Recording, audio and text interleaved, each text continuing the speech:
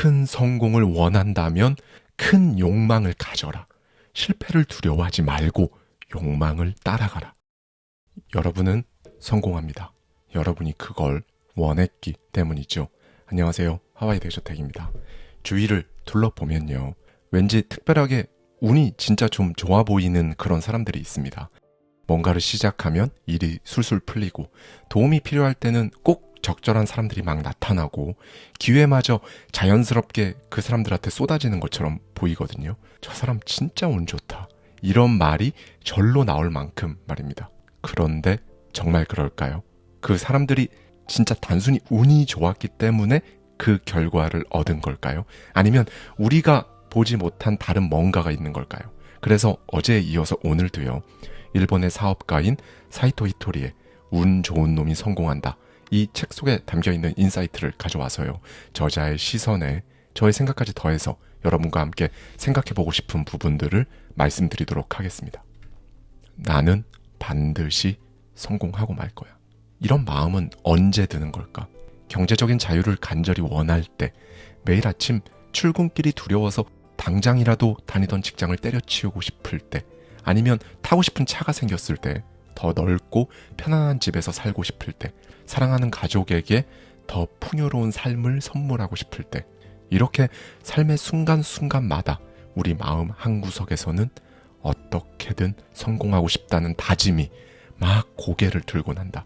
하지만 좀 더 솔직히 말하면 이런 다짐은 대부분 아주 사소한 계기에서 비롯된다.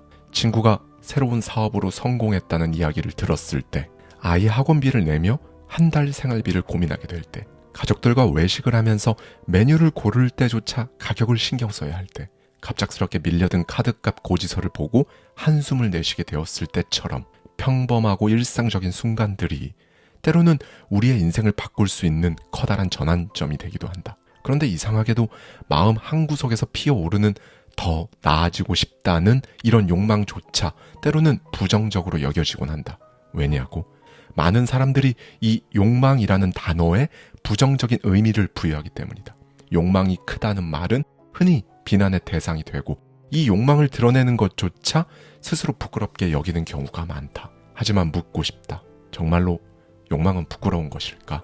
더 나은 삶을 원하고 나와 내 가족이 더 행복한 미래를 꿈꾸는 것, 이것이 과연 잘못된 일일까? 그렇지 않다. 욕망은 인간에게 주어진 아주 자연스러운 본능이다. 미국의 철학자 윌리엄 제임스는 이렇게 말했다. 인간의 본질은 성공과 성취를 향한 끝없는 욕망 속에 있다. 그렇다. 욕망은 단순한 욕심이 아니라 우리가 성장하고 변화하며 더 나은 삶을 향해 나아가도록 만드는 내면의 불씨와도 같다.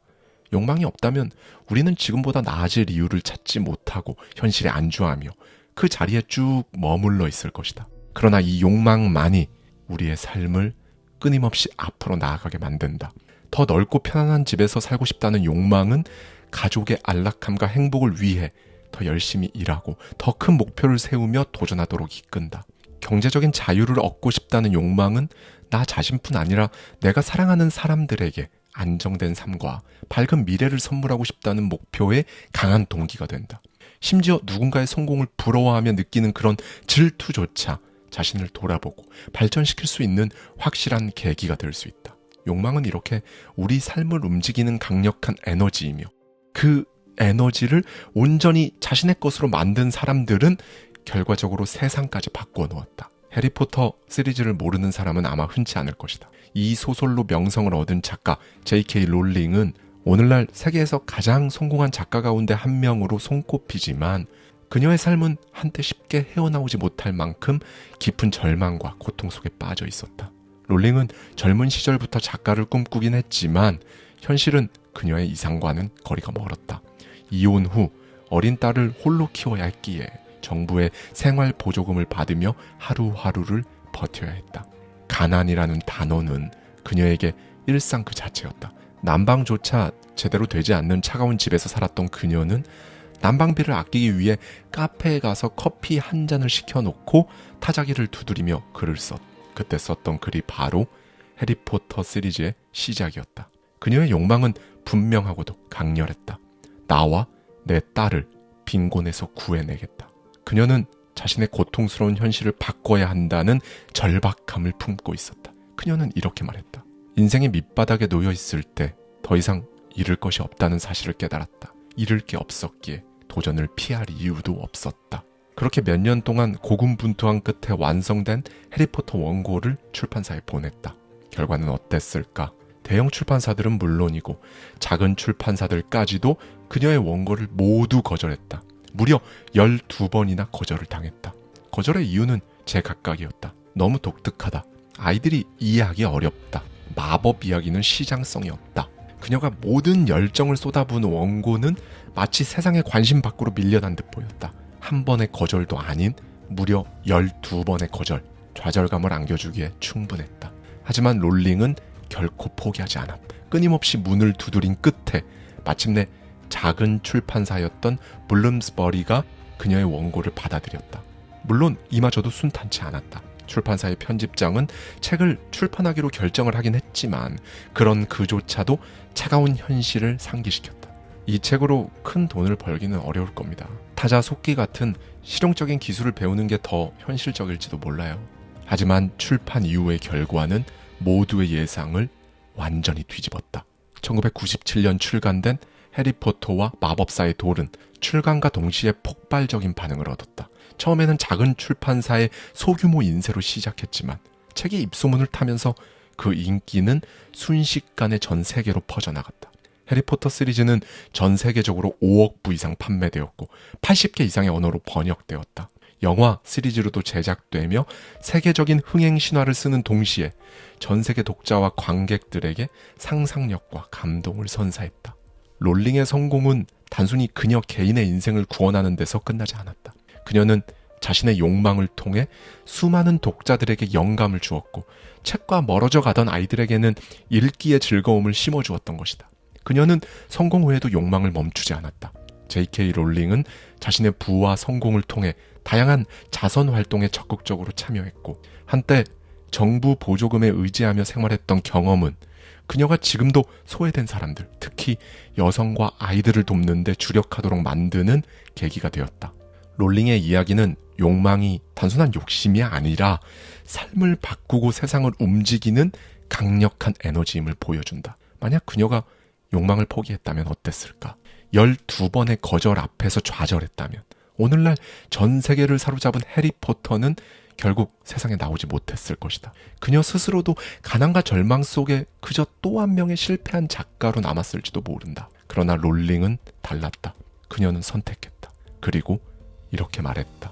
내가 선택한 것이 나를 정의한다. 롤링이 선택한 것은 절망 속에서도 그 욕망을 놓지 않는 삶이었다. 그 욕망은 단순한 희망이 아니었다. 그 욕망은 그녀를 행동하게 만들었고 좌절과 실패를 넘어설 용기를 주는 원동력이었다. J.K. 롤링처럼 자신의 욕망을 원동력으로 삼아 삶의 판도를 바꾼 또 다른 인물이 있다. 그는 바로 아마존을 설립해 전 세계 소비 문화를 바꾼 제프 베이조스다. 베이조스는 한때 누구나 부러워할 만한 삶을 살고 있었다. 월스트리트 투자회사에서 일하며 고소득을 올리는 촉망받는 인재였고 안정적인 직장 안에서 화려한 커리어를 쌓아가고 있었다. 그가 그 자리에 머물렀어도 누구나 인정할 만한 성공적인 삶을 이어갈 수 있었다. 하지만 그의 내면에는 평범한 삶으로는 채워지지 않는 강렬한 욕망이 꿈틀거리고 있었다. 인터넷이라는 가능성을 최대한 활용해서 새로운 시장을 만들어보고 싶다. 그는 그 가능성을 믿었고 그 욕망을 더 이상 억누를 수 없었다. 결국 베이조스는 결단을 내렸다. 안정적인 직장과 고소득을 뒤로 하고 창업이라는 불확실한 길로 나선 것이다. 그는 주변의 우려와 반대에도 불구하고 자신의 욕망을 따라 온라인 서점 아마존을 설립했다.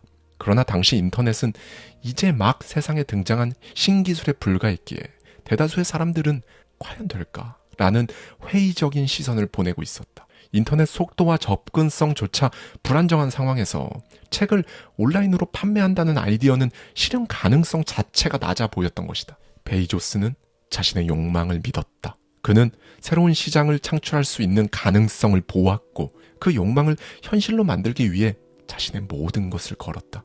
아마존은 처음에 작은 창고에서 시작됐다. 그는 소수의 팀원들과 함께 손으로 책을 포장하고 직접 배송 과정을 관리하며 수익을 올리기 위해 진짜 매일매일 싸워야 했다. 그러나 베이조스는 포기하지 않았다. 그의 욕망은 단순히 돈 버는 것에 머무르지 않았다. 그는 사람들이 조금만 더 편리하게 책을 구매할 수 있는 방법을 원했고 그 시스템을 인터넷이라는 새로운 기술을 통해 혁신적으로 바꾸고자 했다. 이러한 노력과 끊임없는 도전 끝에 아마존은 온라인 서점을 넘어 전자상거래의 개념 자체를 바꿔놓는 기업으로 성장했다. 당신도 알고 있는 것처럼 오늘날의 아마존은 단순히 책을 판매하는 플랫폼이 아니다. 전 세계 최대의 전자상거래 플랫폼이자 기술, 물류, 클라우드까지 다양한 분야에서 혁신을 이끌어내고 있다. 베이조스는 이렇게 말했다. 큰 성공을 원한다면 큰 욕망을 가져라.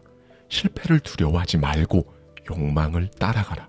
J.K. 롤링이 가난 속에서도 글쓰기를 멈추지 않았던 이유, 제프 베이조스가 안정적인 삶을 뒤로하고 모두가 비웃던 인터넷 사업에 뛰어들었던 이유는 모두 삶을 변화시키고자 하는 강렬한 욕망에서 비롯되었다. 그들은 욕망을 품고 그 욕망을 행동으로 옮겼다. 주저하거나 두려워하지 않고 스스로의 욕망을 삶의 나침반으로 삼았다. 결과적으로 자신들의 삶을 바꾸는데 그치지 않고 세상의 거대한 변화까지 일으킨 것이다. 그렇다면 당신은 어떠한가? 혹시 자신의 욕망을 부끄러워하거나 억누르고 있지는 않은가? 더 나은 삶을 원하면서 그 욕망을 마음 깊은 곳에 그냥 묻어두고 있지는 않은가? 사회는 종종 욕망을 부정적인 것으로 치부한다. 욕망이 크면 위험하다. 너무 욕심부리지 마라. 이런 말들이 당신의 욕망을 자꾸만 무겁게 짓누르고 있다.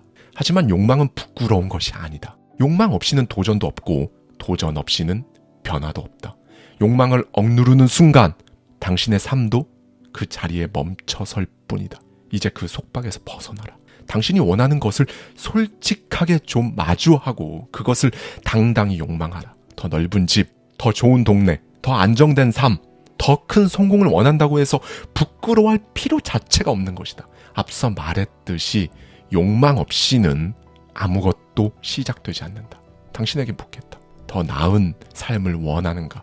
더 나은 집, 안정된 재정, 사랑하는 가족과 함께하는 여유로운 행복한 시간을 꿈꾸는가? 그렇다면 욕망하라. 그리고 그 욕망을 모호한 바람으로 남겨두지 말고 구체적인 목표로 바꿔라.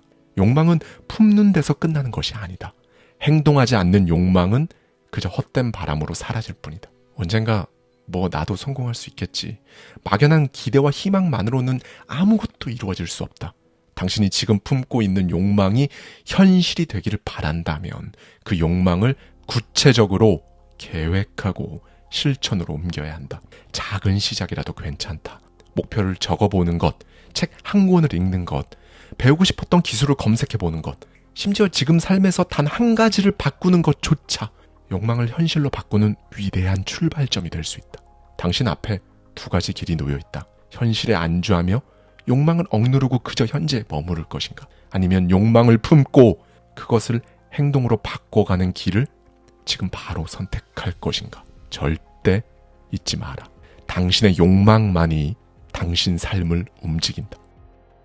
인생에서 성공은 무엇을 의미할까? 사람마다 성공에 대한 정의는 모두 다를 것이다. 누군가는 높은 사회적 지위, 재산을 성공의 척도로 삼고 또 다른 누군가는 마음의 평화, 내면의 만족을 성공으로 여길 수 있다. 하지만 성공을 크게 나눠 본다면 흔히 물질적인 것과 정신적인 것으로 구분할 수 있다. 결국 성공이란 돈과 행복이라는 두 축 위에 서 있다. 돈은 물질적인 풍요를 상징한다. 더 많은 선택지를 제공하며 삶의 안정감을 준다. 교육, 건강관리, 여행과 같은 삶의 소소한 즐거움 역시 돈이 있을 때 더욱 쉽게 누릴 수 있다. 그러나 돈만으로 모든 문제가 해결되는 것은 아니다. 오히려 가진 것이 많아질수록 그걸 지키기 위한 걱정이 늘어나거나 헛된 욕망을 쫓느라 만족감 자체를 느끼지 못하는 경우도 많다. 돈 그 자체가 행복을 보장하지 않기 때문에 그렇다. 반면 행복은 마음의 상태를 말한다. 외부 조건에 의존하기보다는 내면에서 비롯된다. 평범한 일상 속에서 감사와 만족을 느끼고 사랑하는 사람들과의 관계에서 기쁨과 위안을 얻는 것이 행복이다. 그렇기 때문에 행복은 돈이 없이도 찾아올 수 있다. 소박한 삶 속에서도 평화를 찾고 작은 것에서 기쁨을 느끼며 살아가는 사람들은 정신적으로 더 충만한 삶을 산다. 이처럼 돈과 행복은 마치 같은 육상 종목에서도 단거리 달리기와 높이뛰기가 다른 것처럼 서로 다른 방식과 목표를 가진다. 각각의 종목에서 추구하는 방향은 다르지만 결국 어느 종목에서든 우승하면 금메달을 따는 것은 똑같다. 성공도 이와 같다. 돈과 행복이라는 서로 다른 종목이 존재하지만 둘 중 어느 하나라도 성취를 이룬다면 그 또한 성공이라 할 수 있다. 하지만 여기서 질문이 생긴다. 두 가지 종목에서 동시에 금메달을 딸 수는 없을까? 나의 대답은 분명하다. 물론 가능하다. 돈과 행복이라는 성공의 두 종목에서 동시에 금메달을 따는 사람들은 이 두 가지를 균형 있게 추구한다. 그들은 영혼의 단계를 높이는 정신적 성장과 경제적 풍요를 이루는 물질적 성공을 둘 다 놓치지 않는다. 물론 결코 쉬운 일은 아니다. 어떤 사람에게는 정신적인 성장이 그 무엇보다 중요할 수 있다. 그들은 경제적 풍요를 일시적으로 뒤로 밀어놓고 내면의 평화를 추구하거나 영혼의 깊이를 더하는 데 집중한다. 반면 또 다른 사람들에게는 경제적 성공이 삶의 우선순위가 될 수 있다. 그들은 물질적 기반을 먼저 다지면서 정신적 성장을 뒤따라오는 목표로 삼는다. 하지만 성공이란 반드시 하나를 선택하고 다른 것을 포기해야 하는 이분법적인 구조가 아니다. 정신적인 성장과 물질적인 풍요를 중간 정도로 함께 성장시키는 길도 있다. 이것은 양쪽 모두를 만족시키는 균형 잡힌 성공의 형태라고 할 수 있다. 결혼을 하면 남자든 여자든 상대가 더 가정에 충실하기를 원한다. 가족과 보내는 시간을 소중히 여기고 일보다 가족을 우선시하는 사람을 가정적이라고 칭찬한다. 그러나 가족의 행복을 지키는 데에는 단순히 가정적인 태도만으로는 부족할 때가 있다. 가족의 안정과 행복을 위해서는 일정 수준 이상의 경제적 기반이 반드시 필요하다. 경제적인 안정 없이는 가족의 행복도 오래 지속되기 어렵기 때문이다. 그러니까 열심히 돈을 버는 것은 단순히 물질적인 욕망을 채우는 행위가 아니라는 것이다. 넓은 의미에서 보면 가족의 행복과 안정, 그리고 미래를 위한 필수적인 조건이다. 사람은 원하는 만큼 행복해진다. 가족의 행복을 위해서는 돈과 시간 모두 필요하다. 하지만 세상은 그렇게 호락호락하지 않다. 당신이 시간을 선택하면 돈이 부족해지고 돈을 선택하면 시간은 사라진다. 결국 중요한 건 어떻게 그 균형을 맞출 것인가에 달려있다. 당신은 지금 어떠한가? 가족을 위해 헌신하고 있다고 말하면서도 경제적 안정은 뒷전으로 미루고 있지 않은가? 혹시 돈을 벌겠다고 말하면서 가족과의 시간을 무조건 돈과 맞바꾸고 있지는 않은가? 현실은 돈 없이는 불안하고 불안한 삶 속에서 진정한 행복은 없다. 돈을 벌면서도 가족과의 시간을 지키는 그 방법을 배우고 가족과 함께하면서도 경제적 목표를 이루는 방법을 찾아야 한다. 불가능하다고 생각하는가? 그렇다면 당신은 이미 스스로를 패배자로 정의한 것이다. 불가능은 핑계일 뿐이니까. 돈과 행복을 동시에 손에 넣는 것은 가능하다. 문제는 당신이 그 노력을 감당할 준비가 되어 있느냐에 달렸다. 당신이 진정으로 원하는 것이 무엇인지 그걸 분명히 알아. 그리고 그 목표를 이루기 위해 싸워라. 돈도 행복도 삶의 안정도 스스로 쟁취하지 않으면 결코 당신의 것이 될 수 없다. 지금 이 순간 당신이 원하는 삶을 만들기 위해 움직여라. 행복과 안정은 크게 올 때까지 기다리는 자가 아닌 그것을 위해 싸우는 자의 몫이다. 속도를 높여 더 높은 곳으로 올라가려면 큰 목표가 필요하다. 최종 목적지에 도달하기 위해서는 명확한 이정표를 세워야 하고 이정표에 도달했다면 쉬지 말고 다음을 향해 달려가야 한다. 멈추지 않고 앞으로 나아갈 때 그때 비로소 가속도가 붙고 그 힘이 또 다른 이정표에 도달하게 만든다. 이렇게 작은 성공들을 이어가며 가속도로 최종 목표에 점점 가까워지는 것이다.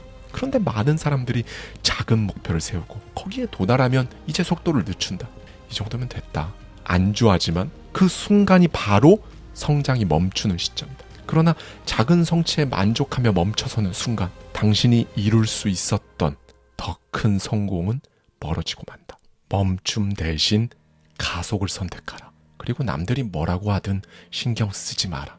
그들의 말은 당신의 꿈을 이루는데 아무런 도움이 되지 않는다. 당신의 삶은 당신의 것이다.